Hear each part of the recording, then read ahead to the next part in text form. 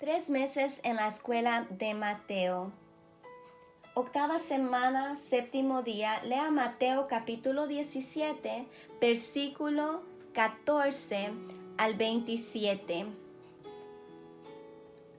Y dice: cuando llegaron al gentío, vino a él un hombre que se arrodilló delante de él diciendo: Señor, ten misericordia de mi hijo, que es lunático y padece muchísimo, porque muchas veces cae en el fuego y muchas veces en el agua.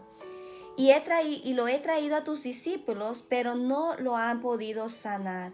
Respondiendo Jesús dijo: Oh generación incrédula y perversa, ¿hasta cuándo he de estar con vosotros? ¿Hasta cuándo os he de soportar? Traédmelo acá. Y reprendió Jesús al demonio, el cual salió del muchacho, y éste quedó sano desde aquella hora.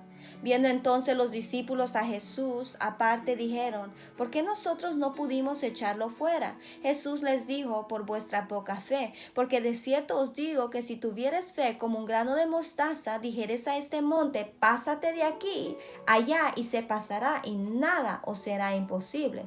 Pero este género no sale sino con oración y ayuno.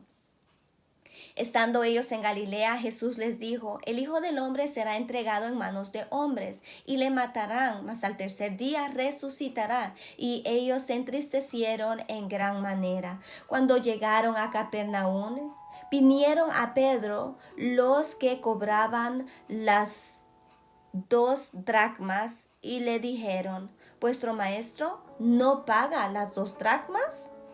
Él dijo: sí.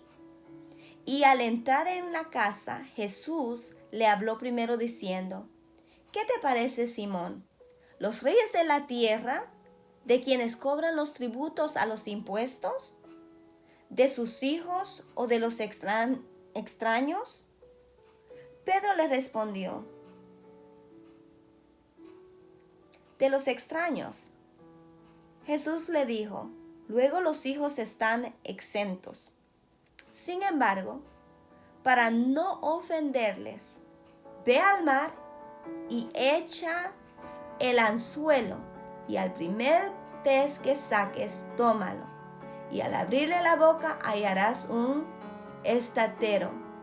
Tómalo y dáselo por mí y por ti. Veamos. El pasaje de hoy contiene 3 partes. La primera, el versículo 14 al 21, es otro milagro de sanidad. En la segunda, versículo 22 al 23, Jesús vuelve a anunciar su muerte. Y la tercera, versículo 24 al 27, trata sobre un tema nuevo, y por ello concentraremos nuestra atención en ella. Era costumbre que todo varón judío pagara 2 dracmas para los gastos del templo en Jerusalén. El pago no era obligatorio, pues las autoridades judías no tenían el poder para cobrarlo de quienes no quisieran pagarlo, sobre todo de quienes vivían lejos de Jerusalén.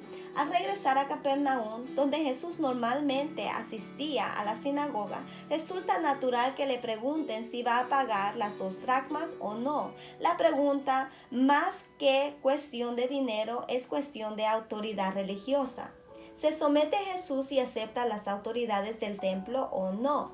La respuesta de Jesús es que, al igual que los hijos del rey no pagan los impuestos reales, él no tiene obligación de pagar los impuestos del templo. Sin embargo, para no ofenderles, Jesús da instrucciones que muestran que en fin de cuentas es Dios mismo quien está pagando por él y por Pedro. Juzgue.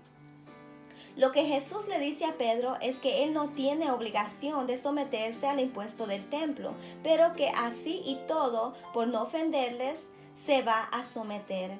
Algo semejante nos sucede a los cristianos con las leyes civiles. Somos ciudadanos de un reino superior y hasta hijos y herederos del rey. Eso quiere decir que las leyes humanas y las costumbres sociales tienen un valor secundario, pero no quiere decir que debamos desobedecerlas. Al igual que Jesús obedeció la ley de las 2 dracmas, nosotros también debemos obedecer las leyes y costumbres de este reino y esta sociedad, aunque seamos súbditos y herederos del reino venidero. También es cierto que, al igual que en cierto momento Jesús se dio obligado a criticar lo que se hacía en el templo y a oponerse a sus leyes, así también los cristianos debemos saber que todas las leyes del Estado son secundarias cuando se les compara con los propósitos de Dios. No debemos desobedecerlas, pero tampoco debemos permitirles que nos lleven a desobedecer la voluntad de Dios. ¿Hay leyes o costumbres en nuestra sociedad que se oponen a la voluntad de Dios? En tal caso, ¿cuál ha de ser nuestra actitud? Actuemos.